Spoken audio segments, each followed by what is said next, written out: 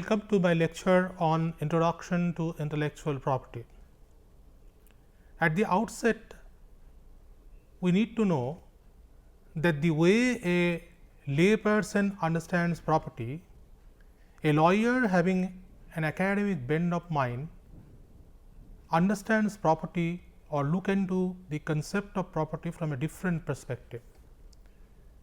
Now, in this lecture, I will be dealing with the meaning of property. To be very precise, here I will be trying to make you understand that what does a lawyer mean by property, and then I will be comparing the understanding of intellectual property with that of real property, and how intellectual property is nothing but a ramification of the jurisprudential understanding of real property that we will understand in this lecture. Now, whenever a lawyer or an academic lawyer thinks about property, it reminds him or her about a broomstick. Now, this broomstick in fact is the understanding of the theoretical and the jurisprudential understanding of property. How it is, we will try to understand. Now, when a layman understands or thinks that this is my property, he refers to a tangible or intangible object. Like he thinks that his land is a property, he or she thinks that his mobile phone is a property, he or she thinks that his car is a property. At the outset, it must be understood that a car is not a property, a mobile phone is not a property, and if a piece of land is not a property.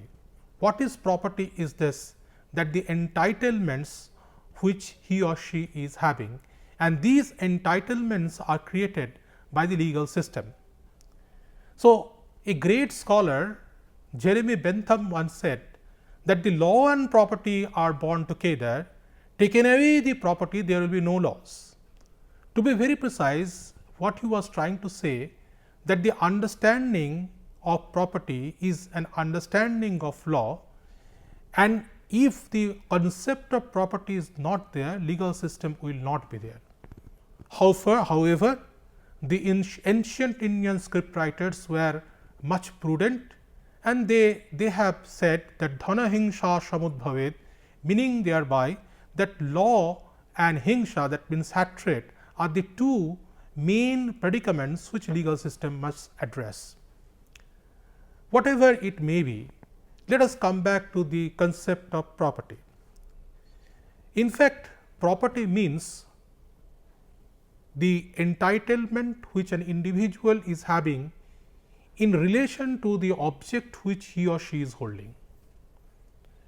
Now, suppose when I say that mobile phone is my property, in fact, I can do certain things with mobile phone, and these certain things, what all we can do is, these are all my entitlements, and these entitlements are valid because legal system has created a structure to enforce those entitlements, and those entitlements in common parlance we call them legal rights. Now, the question is this, that there is actually, whenever I am having a mobile phone or I am having a piece of property, say a land, I have those rights, those entitlements against each and every member of the world. The way I have my right against the person A, who is the poorest person of the world, in the same manner I have the entitlements against the richest person of the world, because the law in fact created those entitlements, law enforces those entitlements, and law supports those entitlements. To be very precise, property at the outset, it means a bundle of rights, and those bundle of rights are protected by the legal system. Now, let us go deeper into the concept of real property, and we will find that the intellectual property is nothing but a ramification, a modification on the existing understanding of real property. It has taken 5000 years or more than 5000 years to develop this concept and understanding of real property. Real property is something which actually which was a part of human history, and property actually led to civilization. Property accumulation led to a kind of understanding where perhaps actually legal system was enriched by developing different concept at different point of time. When it comes to intellectual property, it is a recent phenomenon compared to the concept of real property, which is in existence in for the last 5, 6, 7 or 10,000 years. Now, there is a simple picture. With the help of this picture, I will try to understand, we will try to understand the concept of real property. As you see, suppose a person is holding a house, and this house he is holding, and this holding is actually called possession. And in order to hold that house, he needs to have two things. Number one, he should hold it, and secondly, corpus possessionis means actually he should not only hold, but he should have the intention to hold that particular house.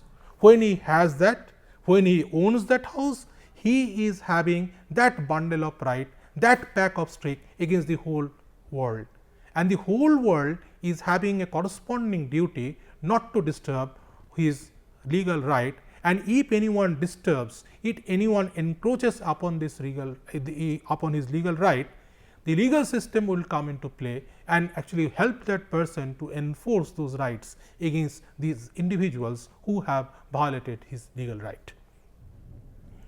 Now, when it comes to so far as the property right is concerned, we can simply understand property right as actually the things what all we can legally do in respect of a material object, a tangible object or an intangible object. And if we keep on listing what I can do with my mobile phone, what all I can do with my, say for example, with my camera, what all I can do with my car, these are actually endlessly I will be writing my entitlements. So, the entitlements which I have, this is an infinite series of right, and this includes I have a right to possess the mobile phone, I have a right to use this mobile phone, I have a right to lend my mobile phone, I have a right to destroy my mobile phone, I have to right to modify my mobile phone, I have a right to burn my mobile phone, and whatever I feel like doing with my mobile phone are my legal rights. Now, what has happened in the recent years, the main focus of property jurisprudence has shifted from tangible property to intangible property, because we find today some 100 years back a person used to narrate his richness by telling how many house property he owned. But today there are individuals who do not hold anything which you can see or touch, but they are more, they are richer than those individuals who have landed property.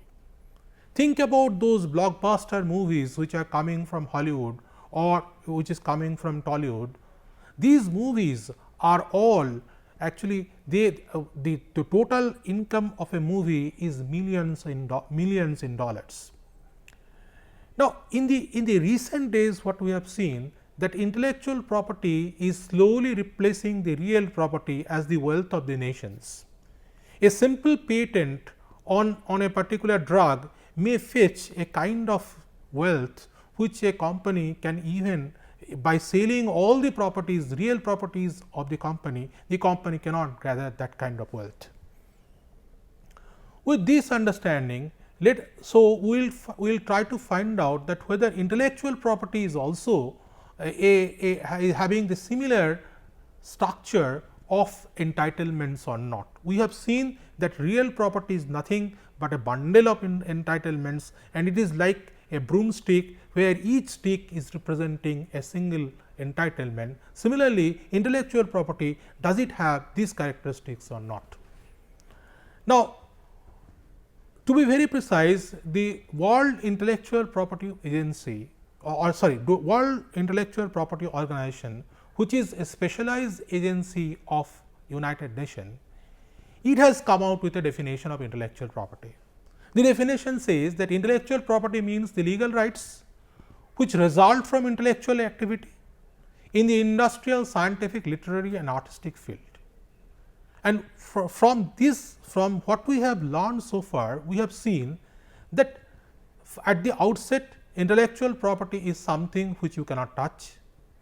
To be very precise, when somebody is having a copyright over a book, the book is actually the intangible intellectual property is embedded in the book, but the book itself is a real property. However, the intellectual property you cannot touch.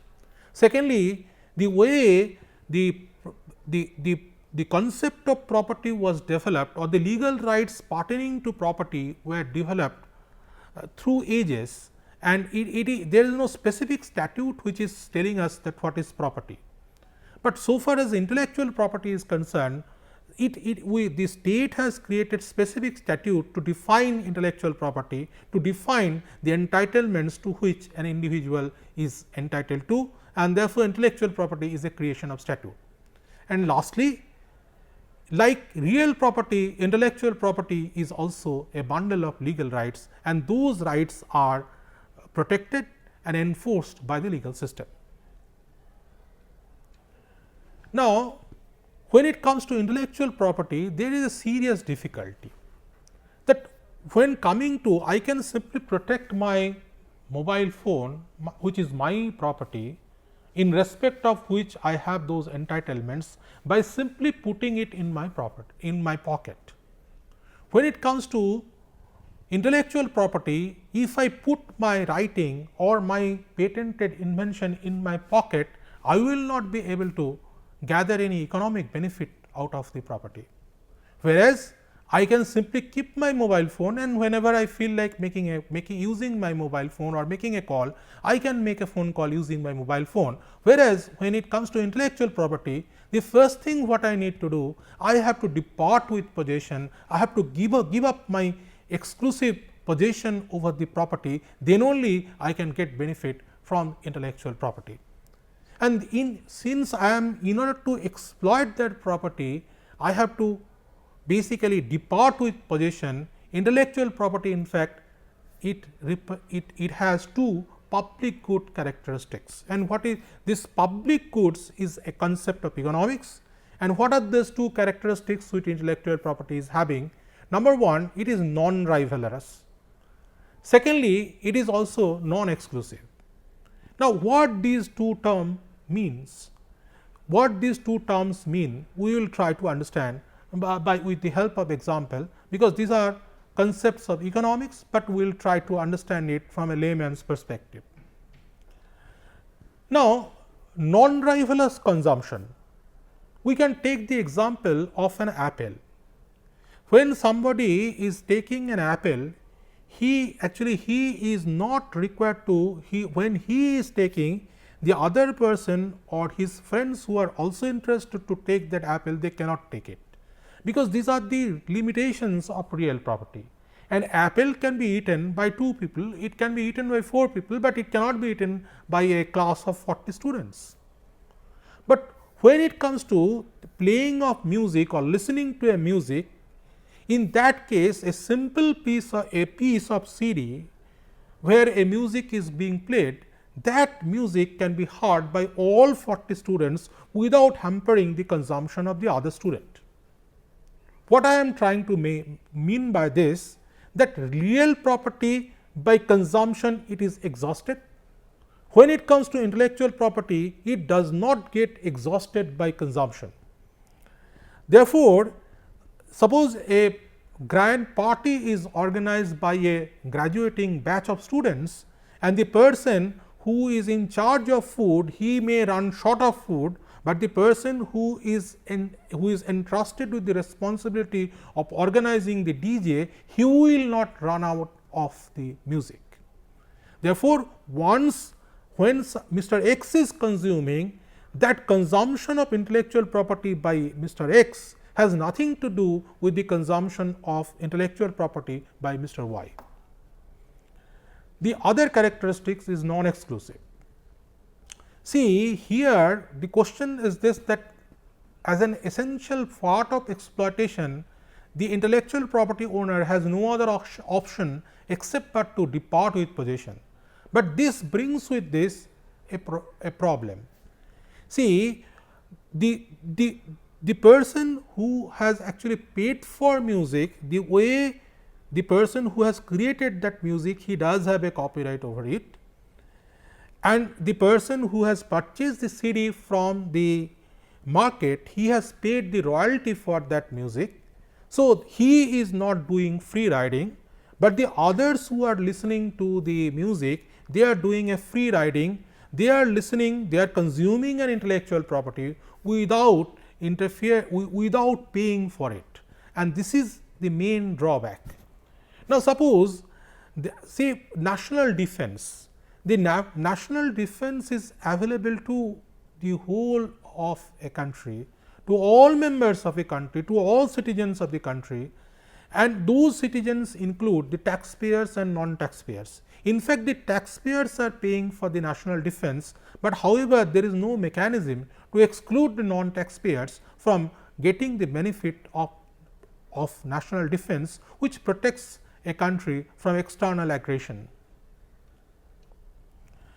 Now, at the outset, we must actually understand that intellectual property, what role it performs. At the government is basically so we must create a structure whereby what is happening, that here actually these two problems of non-exclusivity and non-rivalousness is addressed. Now, let us take the example. Suppose Mr. X is having a flat and he stays near, his flat is adjacent to Mr. Y's actually house, and Mr. Y maintains a beautiful garden in his house. The way Mr. Y is paying for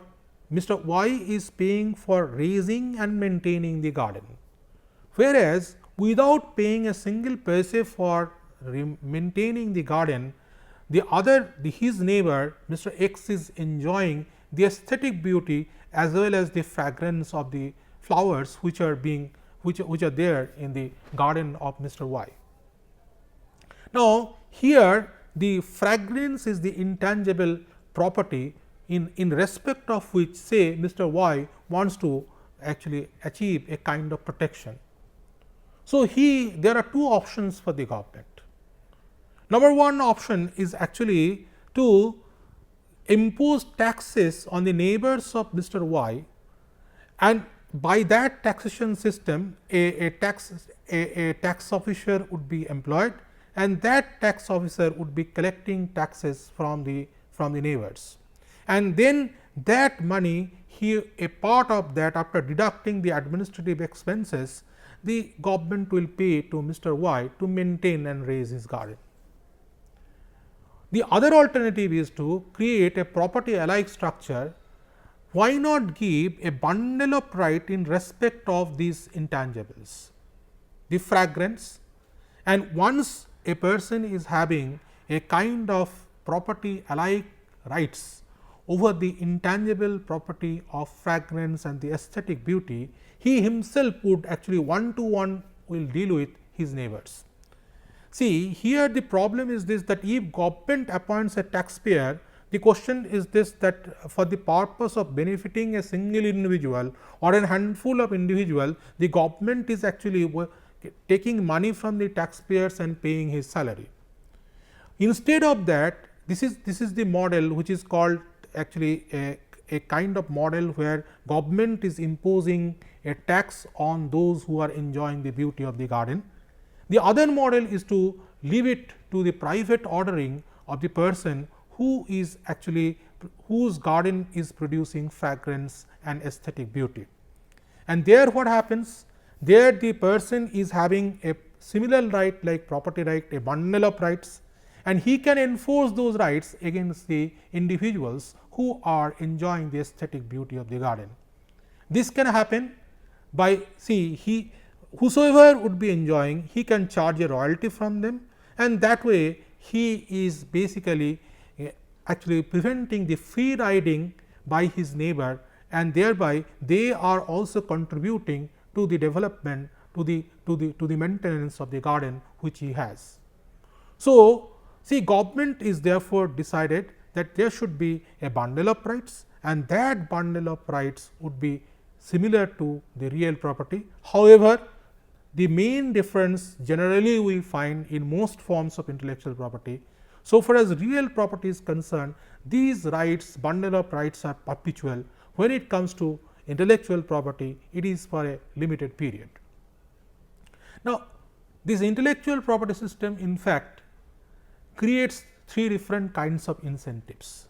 Number one, it is actually an incentive for the person who is having a garden to invest in the garden. Number two, he is also having the incentive to actually grow new kind of flowers. So, encouraging the creative mind. And third, he has the he is also having the incentive to go public with his garden. Otherwise, he can confine his garden, he can raise high walls to protect his garden, so that the fragrance and the beauty, the aesthetic beauty of the garden is not visible to the outsiders. So, intellectual property in fact creates threefold incentives: incentive to invest, incentive to create, and incentive to disclose and disseminate. Now, what we have seen, now let us try to understand the major difference between real property and intellectual property. We have seen this. Again, I want to emphasize that the real difference between the real property is you do not need a mechanism, a serious mechanism for protection. By possession itself, you can maintain your property, you can remain owner. Whereas, in intellectual property, it cannot be protected by possession, and therefore, we need legal system to address this issue, and we need a robust legal system, and all the nuances and intricacies, the problems which you have seen, that must be addressed by the statute which governs the specific form of intellectual property.